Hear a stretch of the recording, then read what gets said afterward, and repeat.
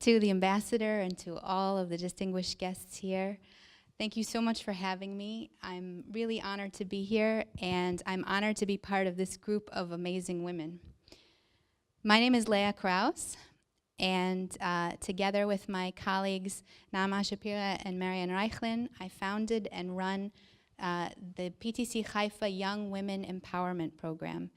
It's a program where we give 8th grade girls the chance to meet career-minded women who work in high tech.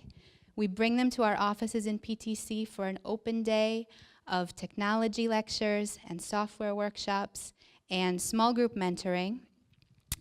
And over the past 5 years, we've already managed to mentor almost 200 girls. Marian, Naama, and I, they're here tonight. We work at PTC, which is a global software company that has R&D centers here in Herzliya and also in Haifa. And we make engineering software. So companies like Volvo and John Deere and Samsung and organizations like NASA use our software to create their products. Let me start by telling you a story. 2 years ago, at the end of our open day, one of the girls who we mentor came up to me. So I said, "How was your experience?" And she thought for a moment, and she said, "I learned that girls can succeed too." Wow. Now here's a girl who's 14 years old, and she's just now realizing that she has the same chance at success as the boys. And how amazing that our program helped her realize that. And that's exactly what we set out to do. So many of you probably know that we have a problem with women in high tech, and that's that there aren't enough of us. In Israel, it's less than 25%. And in the United States, it's the same story. And as you go up the corporate ladder, you can see that the percentage of women gets to be less and less. Now, both of these studies were independently done, and they came to the same conclusion, which is that to choose a career, any career, and to succeed, women need more role models and mentors. And it's something that Marian and Naama and I also felt ourselves 5 years ago. And we knew that even more than just women, young girls also need role models and mentors, and that was where we could come in. So as I said, we're in Haifa, which is here, and the high-tech part is right here at the southern tip of the city. We work with schools in Tirat Carmel, which is a city that's just to the south. And we work with them because the students there tend to come from a lower socioeconomic background. They may not have any kind of career-minded women role models in their life. And it's also likely that they may not know anyone who works in high tech. Now, 8th grade is a very important year academically and socially for them. Academically, it's just before they need to choose what subject they'll major in high school. And socially, think back to 8th grade yourself, and you probably remember that your peers had an enormous influence on you.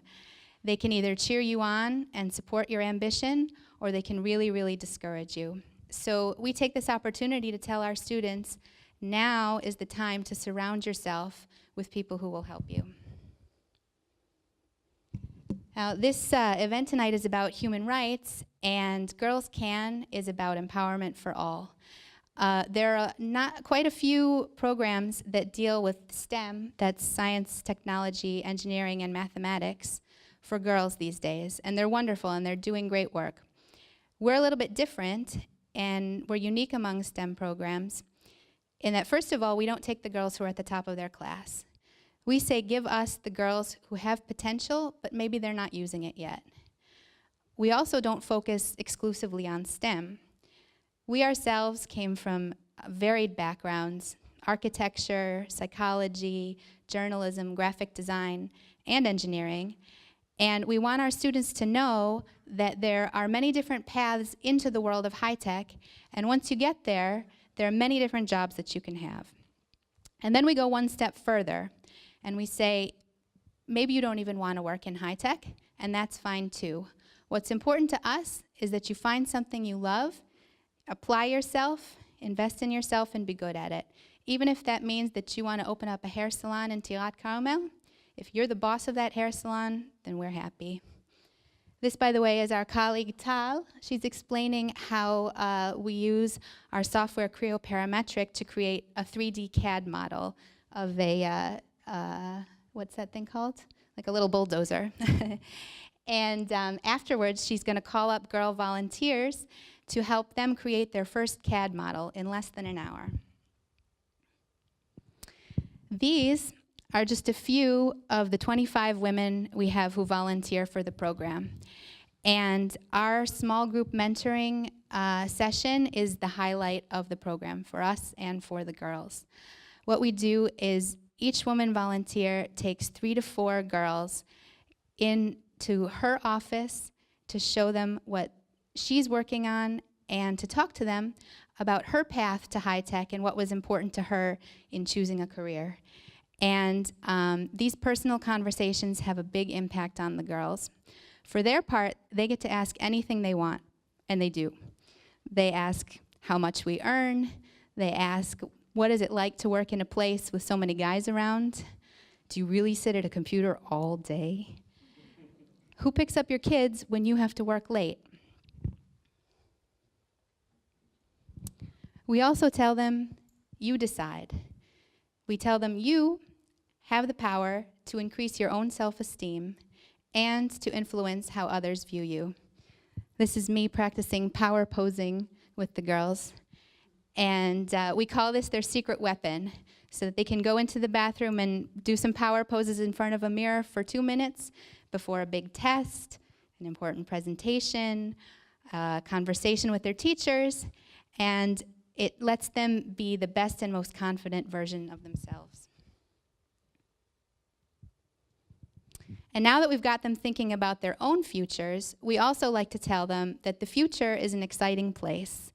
This is our CEO, Ziv, and he's teaching the girls about the technologies of tomorrow.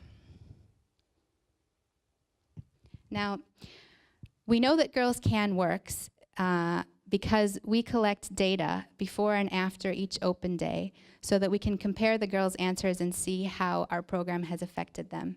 When you're doing a program like this, it's very important to measure your progress. So when we look at the difference in their answers, by the end of the day, we see that they better understand technology and software companies, and that they're more interested in the idea of careers. When we ask them at the end of the day what they think they need to succeed, they answer education, perseverance, believing in myself, and that's how we know that our messages are getting through to them. We often also see quotes like this in the area that we have for some free feedback. One girl wrote, "This day has been very helpful for life and gave me a different perspective."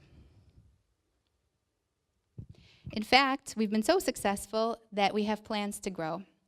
First, we're going to expand our own program in Haifa with an ongoing mentorship program. Instead of just one day, we're going to tutor the girls, maybe give presentations in the schools. And we're also working with an increased budget this year. We are also working on bringing the program to other offices in PTC. So PTC Herzliya will have its very first open day this year. And we're working on a kit so that anyone in a PTC office anywhere in the world, from Boston, Massachusetts, to Bristol in England, to Pune in India, can start their own mentoring program for girls. If you're inspired, and I hope you are, then there is something that you can do as well. First of all, you could start a mentoring program in your own workplace. You don't have to work in high tech, and you don't have to have a lot to start out with. We started out with a good idea and a whole lot of perseverance, and look where we are now, and we'd be happy to talk to anyone about how we did it. Also, look around at the girls in your life. Do they have mentors? Maybe you can help them find mentors. And finally, mentor women in your workplace. Whether you're a man or a woman, you can have an impact, because when we lift each other up, then we all succeed. Thank you.